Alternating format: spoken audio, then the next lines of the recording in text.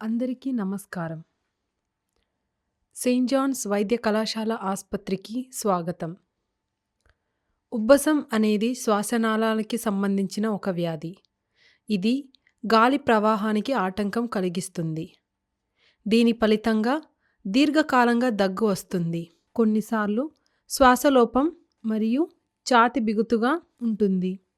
భారతదేశంలో మొత్తం జనాభాలో 6% మంది పిల్లలు ఆస్తమాతో బాధపడుతున్నారు.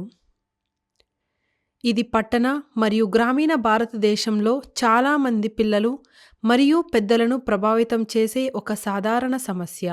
ఆస్తమా నిర్వహణలో గుర్తించబడిన ట్రిగర్లను నివారించడం మరియు లక్షణాలు తీవ్ర రూపం దాల్చకుండా నిరోధించడానికి నిర్దిష్ట మందులు వంటి సాధారణ చర్యలు ఉంటాయి. ఆస్తమా యొక్క వైద్య నిర్వహణలో ఇన్హేలర్ థెరపీ ఉంటుంది. దీనిలో ఔషధం నేరుగా ఊపిరితిత్తులకు పంపిణీ చేయబడుతుంది. ఈ ఔషధం నేరుగా ఊపిరితిత్తులపై పనిచేయడానికి అనుమతిస్తుంది మరియు నోటి ఔషధాల వల్ల కలిగే అవాంఛనీయ దుష్ప్రభావాలను నివారిస్తుంది. ఇన్హేలర్ థెరపీ ఈత, వ్యాయామం మొదలైన వాటితో సహా సాధారణ కార్యాచరణతో పిల్లలు మొత్తం నాణ్యతను మెరుగుపరచడంలో సహాయపడుతుంది. ఇన్హేలర్ థెరపీ యొక్క విజయం అనేక అంశాలపై ఆధారపడి ఉంటుంది. వాటిలో సరైన సాంకేతిక వినియోగం చాలా ముఖ్యమైనది. ఈ వీడియోలో నేను మీకు దశల వారీగా స్పేసర్తో ఇన్హేలర్ను ఉపయోగించే మెలకువలను చూపబోతున్నాను. స్పేసర్, క్లీనింగ్ మరియు స్పేసర్ నిర్వహణ. నేనిప్పుడు మీటర్ డోస్ ఇన్హేలర్ మరియు స్పేసర్ భాగాలను మీకు చూపుతున్నాను. Meter dose inhaler: cap, dose indicator, డబ్బా, ప్లాస్టిక్ హోల్డర్, మౌత్ పీస్.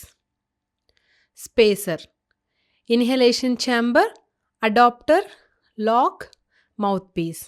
ఇప్పుడు మనం MDI meter dose inhaler spacer యొక్క దశలను చూద్దాం. కొత్త ఇన్హేలర్లను తెరిచేటప్పుడు మొదటి పఫ్ గాలిలోకి దృఢంగా నొక్కాలి. స్టెప్ 1, స్పేసర్ను సమీకరించండి. స్టెప్ 2లో డోస్ కౌంటర్ని తనిఖీ చేయండి. స్టెప్ 3లో ఇన్హేలర్ క్యాప్ తొలగించండి. స్టెప్ 4లో ఇన్హేలర్ని నిటారుగా ఉంచి 30 సెకండ్ల పాటు బాగా కదిలించండి. స్టెప్ 5లో స్పేసర్లోకి ఇన్హేలర్ని నిటారుగా వంచండి. స్టెప్ 6లో మెల్లగా ఊపిరి పీల్చుకోండి. స్టెప్ 7లో దంతాల మధ్య మౌత్ పీసును ఉంచండి మరియు పెదవులను మూసివేయండి, కొరకకూడదు. స్టెప్ 8లో స్పేసర్ను క్షితిజ సమాంతరంగా ఉంచండి మరియు డబ్బాపై ఒకసారి గట్టిగా నొక్కండి. స్టెప్ 9లో నెమ్మదిగా మరియు లోతుగా శ్వాస తీసుకోండి.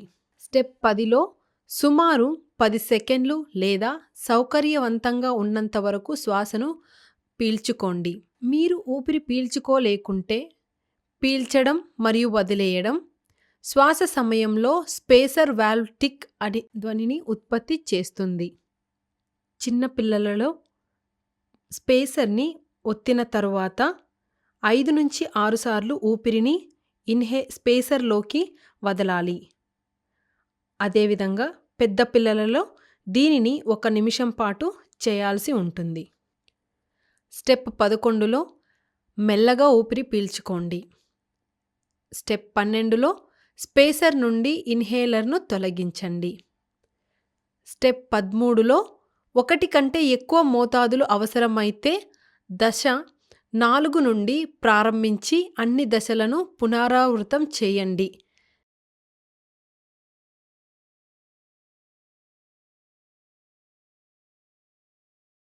స్టెప్ 15లో ఇన్హేలర్ టోపీని భర్తీ చేయండి.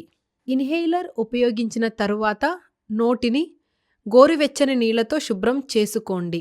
ఇన్హేలర్ను ఎప్పుడు మార్చాలో ఒకరికి ఎలా తెలుస్తుంది? 40 పఫ్లు మిగిలి ఉన్నప్పుడు డోసు కౌంటర్లోని రంగు ఆకుపచ్చ నుండి ఎరుపుకు మారుతుంది. ఇన్హేలర్ త్వరలో ఖాళీ అయ్యే అవకాశం ఉందని మరియు మీరు దానిని భర్తీ చేయాల్సి ఉంటుందని ఇది సూచిస్తుంది. ఇప్పుడు కొత్త ఇన్హేలర్ను మార్చాలి. డోసు కౌంటర్ 0 అని చూపించినప్పుడు ఇన్హేలర్లో ఎక్కువ పఫ్ఫులు మిగిలి ఉండవు. ఒక వ్యక్తి స్పేసర్ను ఎలా శుభ్రపరుస్తాడు మరియు నిర్వహించగలడు? మౌత్ పీస్ ప్రతి ఉపయోగం ముందు మరియు తరువాత శుభ్రమైన గుడ్డ లేదా గోరువెచ్చని నీటితో శుభ్రం చేయాలి. స్పేసర్ని వారానికి ఒకసారి శుభ్రం చేయాలి. కొంచెం సబ్బు నీళ్ళల్లో కూడా దీనిని శుభ్రపరచుకోవచ్చు. స్పేసర్ పొడిగా ఉండడానికి అనుమతించండి. టవల్ లేదా కాగితం ఉపయోగించి స్పేసర్ను తుడవకండి. స్పేసర్ని రాత్రిపూట గాలిలో ఆరబెట్టాలి. స్పేసర్లో గీతలు ఉన్నట్లయితే స్పేసర్ని 6 నెలల నుండి 1 సంవత్సరం లేదా అంతకు ముందు ఒకసారి మార్చవలసి ఉంటుంది. ఇన్హేలర్తో చేయవలసినవి మరియు చేయకూడనివి. స్పేసర్తో ఎండిఐని ఉపయోగించడం. స్పేసర్ లేకుండా ఎండిఐని ఉపయోగించడం. స్పేసర్తో ఉన్న ముద్రను ఏర్పరచడం. స్పేసర్తో మంచి ముద్రను ఏర్పరచడం లేదు. షేకింగ్ తర్వాత ఇన్హేలర్ను ఉపయోగించడం.